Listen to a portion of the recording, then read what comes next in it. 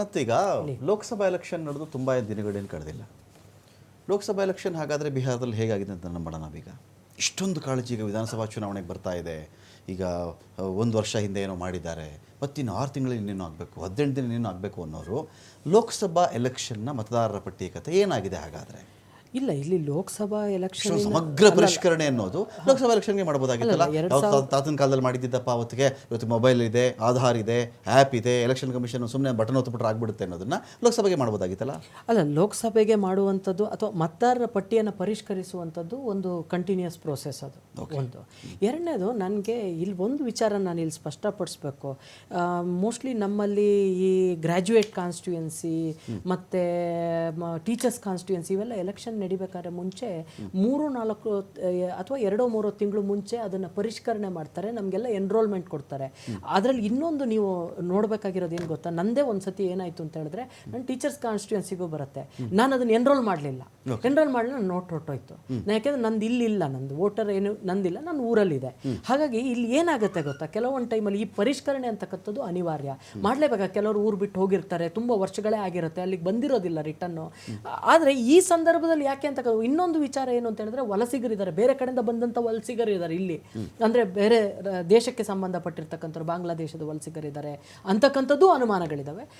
ಅವರು ಇನ್ನು ನೀವು ಅಷ್ಟೆಲ್ಲ ದೂರ ಯಾಕೆ ಹೋಗ್ತಾರೆ, ಬೆಂಗಳೂರಲ್ಲೇ ನಿಮಗೆ ಇದು ಬಾಂಗ್ಲಾದೇಶ ವಲಸಿಗರು ಸಿಕ್ಕಿದ್ರು ಅಂತ ಹೇಳ್ಬಿಟ್ಟು ಬೇರೆ ಬೇರೆ ದೇಶದ ಪ್ರಜೆಗಳು ಇಲ್ಲಿ ವಾಸವಾಗಿದ್ರು, ಹೈಡ್ ಆ್ಯಂಡ್ ಸೀಕಲ್ಲಿ ಆಧಾರ್ ಕಾರ್ಡು ಮಾಡಿಸ್ಕೊಂಡಿದ್ರು ಅನ್ನುವಂಥದ್ದೆಲ್ಲ ಬಂದಿದೆ. ಹಾಗಾಗಿ ಇಲ್ಲಿ ಒಂದು ಅನಿವಾರ್ಯ ಇದು, ಈ ಪ್ರೋಸೆಸ್ ಏನಿದೆಯಲ್ಲ ಇದು ಅನಿವಾರ್ಯ. ಯಾಕೆಂದ್ರೆ ನಾವು ಟೀಚರ್ಸ್ ಗ್ರ್ಯಾಜುಯೇಟ್ ಕಾನ್ಸ್ಟಿಟ್ಯೂನ್ಸಿಲಿ ನಾವು ಎನ್ರೋಲ್ ಆದ ತಕ್ಷಣ ನಮ್ದು ಇರೋದಿಲ್ಲ.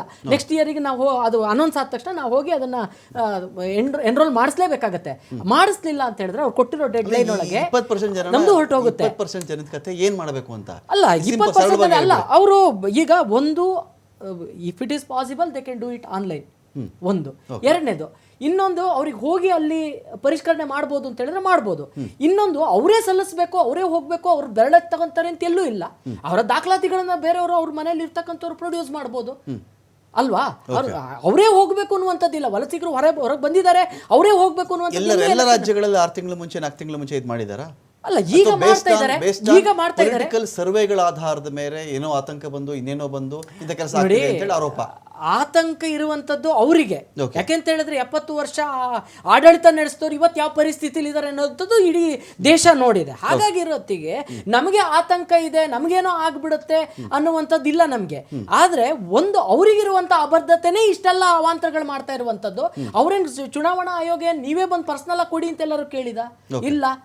ಅವರು 20% ಏನು ಹೊರಗೆ ಹೋಗಿದ್ದಾರೆ, ಅವ್ರು ಮನೇಲಿ ಇದ್ದವರು ಅವ್ರು ಇದ್ದಾರೆ ಅಂತ. ಅದು ಇನ್ನೊಂದು, ಸರ್ವೆಗಳನ್ನು ಮಾಡಿದಂಥ ಸಂದರ್ಭದಲ್ಲೂ ಸಮೇತ ಮನೇಲಿ ಇನ್ಯಾರಿದ್ದಾರೆ ಅನ್ನುವಂಥದ್ದನ್ನ. ಆಮೇಲೆ ಇನ್ನೊಂದು, ಜಾತಿ ಗಣಿತನೂ ಬರ್ತಾ ಇದೆ.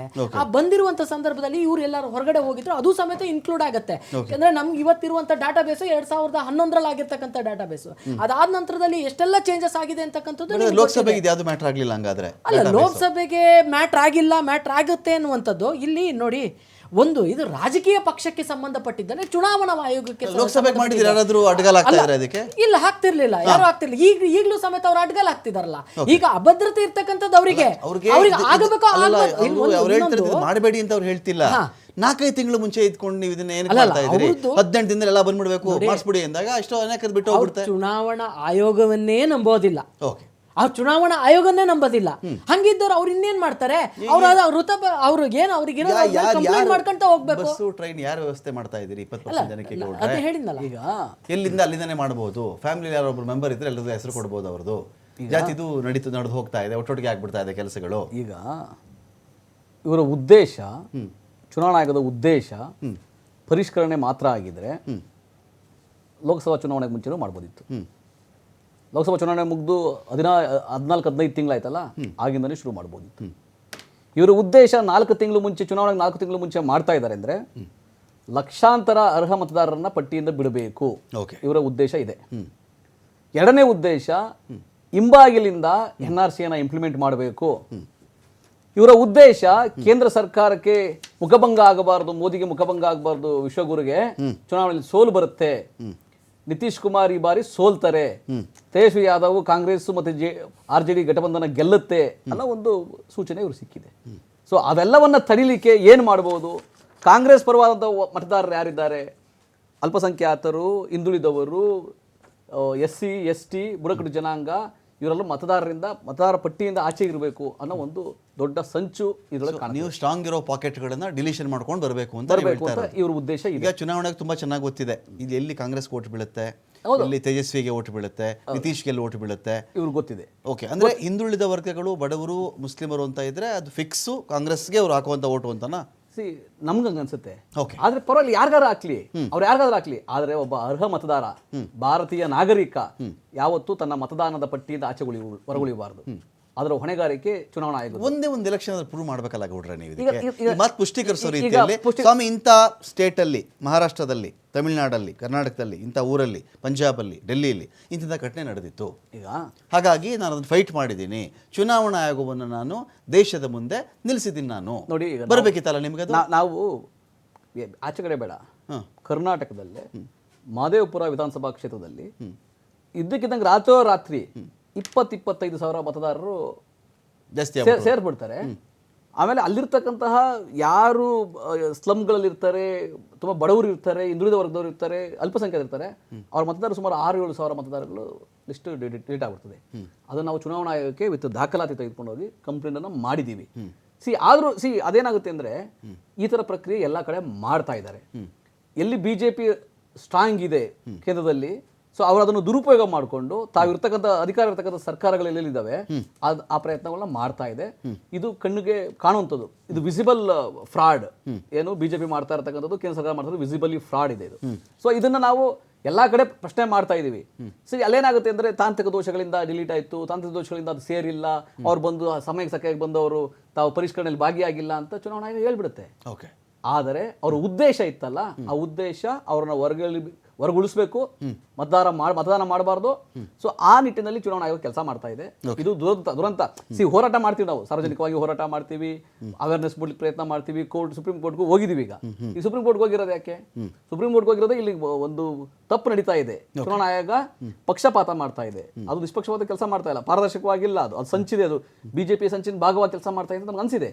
ಅದಕ್ಕೆ ADR ಆಗ್ಬೋದು, ನಮ್ಮ RJD ಆಗ್ಬೋದು, ಕಾಂಗ್ರೆಸ್ ಸುಪ್ರೀಂ ಕೋರ್ಟ್ಗೆ ಹೋಗಿದೆ. ಜುಲೈ 10ನೇ ತಾರೀಕು ಬರುತ್ತೆ, ಹಿಯರಿಂಗ್ ಬರುತ್ತೆ. ನನ್ನ ಪ್ರಕಾರ ಏನಂದ್ರೆ ಇದು ತಪ್ಪು ಕೆಲಸ BJP ಮಾಡ್ತಾ ಇದೆ, ಕೇಂದ್ರ ಸರ್ಕಾರ ಮಾಡ್ತಾ ಇದೆ, ಚುನಾವಣಾ ಆಯೋಗ ಮಾಡ್ತಾ ಇದೆ. ಚುನಾವಣೆ ಮುಗಿದ ಮೇಲೆ ಈ ಪರಿಷ್ಕರಣೆ ಮಾಡ್ಲಿ, ಇಡೀ ದೇಶಕ್ಕೆ ಪರಿಷ್ಕರಣೆ ಮಾಡ್ಲಿ, ಯಾರ್ದೇನು ಅಭ್ಯಂತರ ಇಲ್ಲ. ಚುನಾವಣಾ ಯಾರು ಹೊಸ ವೋಟರ್ಸ್ ಇದ್ದಾರೆ ಅದಕ್ಕೆ ಸೇರ್ಬೇಕು, ಸತ್ತಂತವ್ರನ್ನ ಅಥವಾ ಆಚೆ ಇರೋರನ್ನ ಡಿಲೀಟ್ ಮಾಡಬೇಕು, ಇದು ಸರ್ವೇ ಸಾಮಾನ್ಯ. ಆದರೆ ಚುನಾವಣೆನ ದೃಷ್ಟಿಲಿ ಇಟ್ಕೊಂಡು ಚುನಾವಣೆಗೆ ಯಾವುದೋ ಪಕ್ಷಕ್ಕೆ ಅನುಕೂಲ ಮಾಡ್ಕೊಡೋಕೋಸ್ಕರ ಚುನಾವಣೆಗೋಸ್ಕರ ಮತದಾರರ ಪಟ್ಟಿ ಬೇಕು, ಚುನಾವಣೆ ಆದ್ಮೇಲೆ ಮಾಡಿ ಅಂದ್ರೆ ಅದು ಯಾವ ಲೆಕ್ಕದಲ್ಲಿ? ಇದು ನಾನೇನಲ್ಲ, ಇದು 1 ವರ್ಷದಿಂದ ಯಾಕೆ ಮಾಡಲಿಲ್ಲ? ಓಕೆ, 3 ವರ್ಷದಿಂದ ಯಾಕೆ ಮಾಡಲಿಲ್ಲ? ಲೋಕಸಭಾ ಚುನಾವಣೆ ಮುಂಚೆ ಯಾಕೆ ಮಾಡಲಿಲ್ಲ? ಇದೆ. ಇವತ್ತು ಯಾರು ವಲಸಿಗರ ಆಚೆ ಹೋಗಿರೋರನ್ನ ಕರ್ಕೊಂಡ್ಬಂದು ಅದನ್ನು ಪರಿಷ್ಕರಣೆಗೆ ಒಳಪಡಿಸೋರು ಯಾರು? ಚುನಾವಣಾ ಆಯೋಗ ಮಾಡುತ್ತಾ? ಅವೇರ್ನೆಸ್ ಮೂಡಿಸಿದ್ಯಾ? ಅದು ಕ್ಯಾಂಪೇನ್ ಮಾಡಿದ್ಯಾ? 25 ದಿನ ಸಮಯ ಕಾಲಾವಕಾಶ ಕೊಟ್ಬಿಟ್ಟು 3 ಲಕ್ಷ ಮತದಾರರು ಅರ್ಹರು ಅನರ್ಹರು ಅಂತ ನೀವು ತೀರ್ಮಾನ ಮಾಡ್ತೀರಾ, ಪರಿಷ್ಕರಣೆ ಮಾಡ್ತೀರಾ ಅಂದ್ರೆ ಇದು ಬಹಳ ದೊಡ್ಡ ಲೋಪ ಇದೆ. ಥ್ಯಾಂಕ್ ಯು ನಟರಾಜ್ ಗೌಡ್ರೆ, ಥ್ಯಾಂಕ್ ಯು ಸನತ್. ಸಾಕಷ್ಟು ವಿಷಯಗಳ ಬಗ್ಗೆ ಇಬ್ಬರು ಕೂಡ ಮಾತಾಡಿದ್ದೀರಿ. ಚುನಾವಣಾ ಆಯೋಗ ಮತದಾರರು ಮತ್ತು ರಾಜಕೀಯ ಪಕ್ಷಗಳ ನಂಬಿಕೆಯನ್ನು ಮರುಗಳಿಸುವ ಕಡೆಗೆ ಗಮನ ಕೊಡುವಂಥ ಸಮಯ ಬಂದಿದೆಯಾ? ಟೈಮ್ ಆ್ಯಂಡ್ ಅಗೇನ್ ಪ್ರತಿ ಎಲೆಕ್ಷನ್ ಮುಗಿದ ಆಗಲೂ ಕೂಡ ಇಂಥ ಆರೋಪಗಳು ನಾವು ಕೇಳ್ಕೊಂಡೇ ಬರ್ತಾ ಇದ್ದೀವಿ. ಅದರಲ್ಲೂ ಕೂಡ ಇದು ತೀರಾ ಇತ್ತೀಚಿನ ಒಂದು ಹೊಸ ಆರೋಪ. ಇದೊಂಥರ ಹೊಸ ಆರೋಪ, ಇದು ನವನವೀನ ಆರೋಪ. ಇದು ಏನಂದರೆ ಎಲೆಕ್ಷನ್ ತೀರಾ ಹತ್ತಿರದಲ್ಲಿದ್ದಾಗ ಈಗ ನೀವು ಮತಪಟ್ಟಿ ಪರಿಷ್ಕರಣೆ ಮಾಡ್ತಕ್ಕಂಥ ಅವಶ್ಯಕತೆ ಏನಿತ್ತು? ಮತದಾರ ಪಟ್ಟಿಯದ್ದು ಇದು ನಮಗೆ ಅನುಮಾನಗಳಿದೆ, ಮೊದಲೇ ಮಾಡಬೇಕಾಗಿತ್ತು. 18 ದಿನದಲ್ಲಿ ಎಲ್ಲ ಬಂದುಬಿಡಿ, ಇನ್ನು 25 ದಿನ, ಅದರಲ್ಲಿ 1 ವಾರ ಕಳೆದಿದೆ, 18 ದಿನ ಎಲ್ಲ ಬಂದುಬಿಡಿ ಅಂದರೆ ಎಲ್ಲೆಲ್ಲಿಂದ ಜನಗಳು ಬರಬೇಕು? 18 ದಿನಕ್ಕೆ ಒಬ್ಬ ಮನುಷ್ಯ ಪ್ಲಾನ್ ಮಾಡೋಕ್ಕಾಗುತ್ತೆ? ಯಾವುದೋ ರಾಜ್ಯದಲ್ಲಿ ಕೂಲಿ ಮಾಡ್ತಿರ್ತಾನೆ, ಗ್ರಾನೈಟ್ ಹಾಕ್ತಿರ್ತಾನೆ, ಕಿಟಕಿ ಕೆಲಸ ಮಾಡ್ತಿರ್ತಾನೆ, ಮನೆ ಕಟ್ತಾ ಇರ್ತಾನೆ, ಯಾವುದೋ ಡೆಲಿವರಿ ಬಾಯ್ ಆಗಿ ಕೆಲಸ ಗಿಗ್ ಎಂಪ್ಲಾಯ್ ಕೆಲಸ ಮಾಡ್ತಿರ್ತಾನೆ. ಇವರೆಲ್ಲ ಬರೋದು ಹೇಗೆ? ಈ ಒಂದು ಕಾಳಜಿ ಇದೆ. ಅಟ್ ದ ಸೇಮ್ ಟೈಮ್ ನಾನು ಆನ್ಲೈನೆಲ್ಲ ಮಾಡಿದ್ದೀನಿ ಅಂತ ಹೇಳಿದಾಗ ಎಲ್ಲರೂ ಆನ್ಲೈನನ್ನು ಬಳಸಬಲ್ಲರಾ? ಇಂಥ ಸಾಕಷ್ಟು ಪ್ರಶ್ನೆಗಳಿದೆ. ಇದೆಲ್ಲವಕ್ಕೂ ಕೂಡ ಚುನಾವಣಾ ಆಯೋಗ ಉತ್ತರವನ್ನು ದೇಶ ಮೆಚ್ಚುವ ರೀತಿಯಲ್ಲಿ ಕೊಟ್ಟು ಚುನಾವಣೆ ಸರಾಗವಾಗಿ ಸುಲಲಿತವಾಗಿ ನಡೀಲಿ ಅಂತ ಹೇಳ್ತಾ ಡಿಬೇಟ್ ಮುಗಿಸ್ತಾ ಇದ್ದೀನಿ. ನಮಸ್ಕಾರ.